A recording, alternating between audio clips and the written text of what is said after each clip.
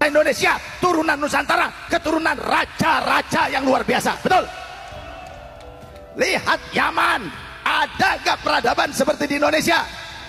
Kalau ada sekarang keturunan imigran Yaman yang merasa lebih mulia dibandingkan bangsa Indonesia, pulang saja kalian ke Yaman. Di Yaman lebih butuh kalian dibandingkan di Indonesia.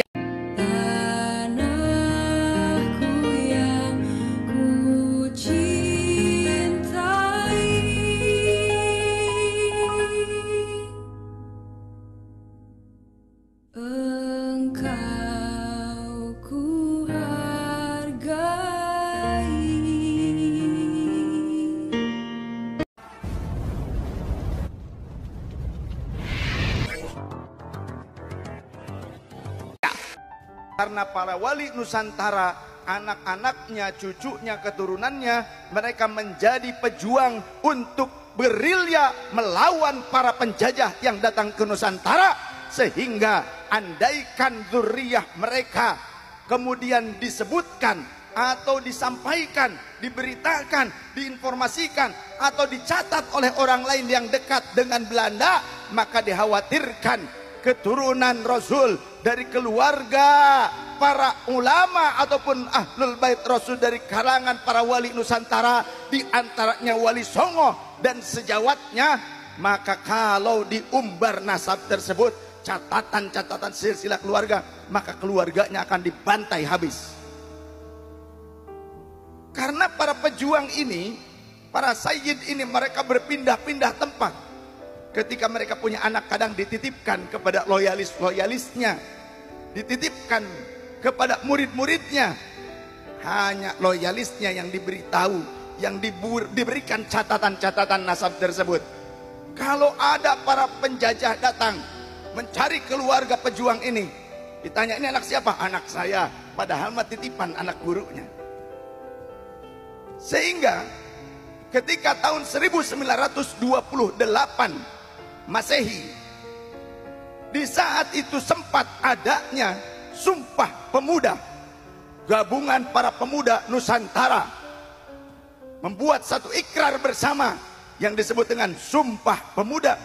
Setelah terjadi Sumpah Pemuda, beberapa saat kemudian Belanda membentuk Robitoh Alawiyah, disahkan oleh Belanda. Untuk apa? Untuk menggabungkan ataupun mewadahi turunan-turunan imigran dari Yaman dan Arab. Tadinya Syekh Ahmad Surkati juga ikut, ya. Syekh Ahmad Surkati itu muassisnya apa? Al-Irsyad. Tadinya mah gabung, tapi terjadi konflik. Karena apa? Karena banyak orang yang ada di Robitoh Alawiyah, ada beberapa orang dari turunan Yaman yang menjadi anteknya Belanda, yang kemudian bertujuan untuk apa? Untuk membantu kolonialisasi Belanda di Indonesia. Maka turunan-turunan Rasulullah yang dari wali-wali Nusantara, kurun awal yang datang ke Nusantara, mereka enggan mencatatkan keluarganya ke Robitoh Alawiyah. Karena apa? Karena kedekatan orang-orang Robitoh Alawiyah dengan kolonial Belanda, yang dikhawatirkan keluarga Wali Songo, keluarga para wali Nusantara kurun awal akan dibabat habis oleh mereka. Betul tidak? Jadi jangan sok-sokan, apalagi mengatakan Wali Songo nggak ada keturunannya. Jangan mengatakan Wali Songo nggak punya anak laki-laki. Emang Wali Songo mandul apa? Wali Songo istrinya banyak, emang panjenengan? Ya, anaknya ya banyak, yang laki-laki ada, yang perempuan juga ada. Bahkan dulu manuskrip-manuskrip tua ini disimpan rapi. Ada adat budaya yang hanya boleh membukanya itu orang-orang tertentu. Ada ditunjuk contoh di Kesultanan, siapa yang memegangnya. Dibukanya kadang mulut saja. Itu pun di beberapa daerah, seperti di daerah Sumatera ataupun di Riau, ada kesultanan yang membuat adat membuka manuskrip tua itu harus malam hari, gak boleh pakai lampu yang terang-terang, harus pakai lampu ceplik. Tujuannya apa? Agar manuskrip kuno itu tidak disalahgunakan, agar manuskrip kuno itu tetap terjaga keasliannya, tidak dirubah oleh tangan-tangan kotor. Maka sekian lamanya banyak orang yang akhirnya cek Sunda mah paremen obor. Kini di tahun-tahun ini akeh cangkem elek. Alhamdulillah. Apa sih cangkem elek? Itulah yang bilang Wali Songo gak punya keturunan, yang bilang wali-wali kurun awal di Indonesia gak punya keturunan laki-laki. Mereka memang dzurriyyah Rasul, tapi mereka gak punya keturunan. Wasilah cangkem elek, wasilah si mulut busuk. Alhamdulillah, para pemegang manuskrip kuno sekarang muncul, bahkan dibuka manuskrip kuno, ternyata terbuka jawabannya. Kenapa orang Indonesia senang manakib Syekh Abdul Qadir, senang tawasulan dengan wasilah Syekh Abdul Qadir, senang berhadiah Fatihah kepada Syekh Abdul Qadir? Karena ternyata ada sebagian daripada wali-wali kurun awal yang datang ke Indonesia ternyata memang keturunan dari Sayyidi Syekh Syarif Sultanul Aulia Syekh Abdul Qadir Al-Jilani Qaddasallahu sirrah. Jadi ternyata di Indonesia banyak keturunan dari Syekh Abdul Qadir. Mungkin saja yang ngumpul sekarang juga banyak keturunan Syekh Abdul Qadir. Karena biasanya ada ketertarikan. Ya, ada ketertarikan dengan manaqib Syekh Abdul Qadir, dengan tawasul kepada Syekh Abdul Qadir. Nah, bisa jadi mereka tuh memang tidak tahu siapa jati diri mereka, beliau-beliau ini, atau tahu jati diri mereka, punya catatan nasab, tapi masih ditutup-tutupi. Maka insya Allah menyongsong abad kedua Nahdlatul Ulama akan kembali jaya. Anak keturunan dari para wali Nusantara, termasuk panjenengan semua warga Indonesia. Panjenengan adalah keturunan dari leluhur yang memiliki peradaban bangsa yang besar. Maka jangan rendah diri di hadapan keturunan Yaman, jangan rendah diri di hadapan keturunan Arab. Kita bangsa Indonesia, turunan Nusantara, keturunan raja-raja yang luar biasa. Betul? Lihat Yaman, ada gak peradaban seperti di Indonesia?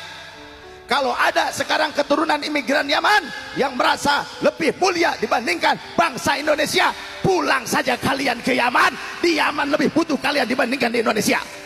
Betul? Kami orang Indonesia sudah merasakan barokah leluhur kami. Indonesia makmur. Yaman bagaimana keadaannya?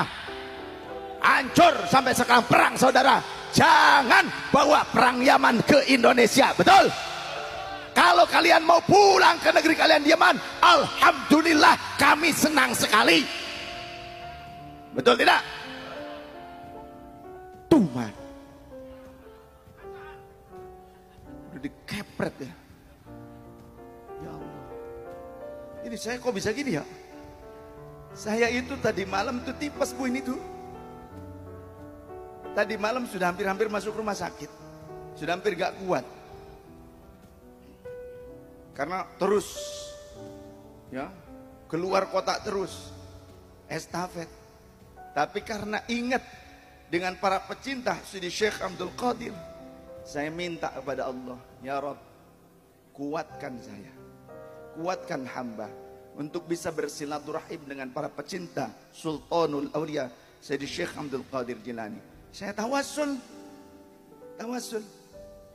Lah beliau kiai tadi yang ingin ketemu saya sampai baca dalail dulu, sholat sunnah dulu, ada yang begitu. Saya juga ingin ketemu panjenengan semua. Saya tawasul kepada Rasul, kepada Sidi Syekh Abdul Qadir. Kenapa? Ngumpulnya kita menceritakan Sultanul Aulia, menceritakan tentang manaqibnya Syekh Abdul Qadir, maka masuk kategori inda dzikris sholihina tatanazzalur rahmat. Ketika disebutkan cerita orang-orang soleh, maka bercucuran rahmat Allah. Rahmat itu macamnya beda-beda. Ada kesehatan, alhamdulillah saya merasakan sendiri, terbukti. Tadi malam kondisinya saya sudah tidak memungkinkan datang kemari. Mungkin harus dirawat di rumah sakit. Tapi dengan tawassul saya bisa berdiri tegak di sini dan bisa ngomong kencang. Alhamdulillah. Tadi sudah hampir-hampir, aduh ini kayaknya nggak bisa nih. Tapi bisa sih. Pucatnya masih tetap ya punya. Pucatnya masih ada katanya. Kasih, oh alhamdulillah, terima kasih. Nyamper aku gelis ibu, ya Allah. Indonesia, turunan Nusantara, keturunan raja-raja yang luar biasa, betul? Lihat Yaman, ada gak peradaban seperti di Indonesia? Kalau ada sekarang keturunan imigran Yaman yang merasa lebih mulia dibandingkan bangsa Indonesia, pulang saja kalian ke Yaman. Di Yaman lebih butuh kalian dibandingkan di Indonesia. Karena para wali Nusantara, anak-anaknya, cucunya, keturunannya, mereka menjadi pejuang untuk gerilya melawan para penjajah yang datang ke Nusantara.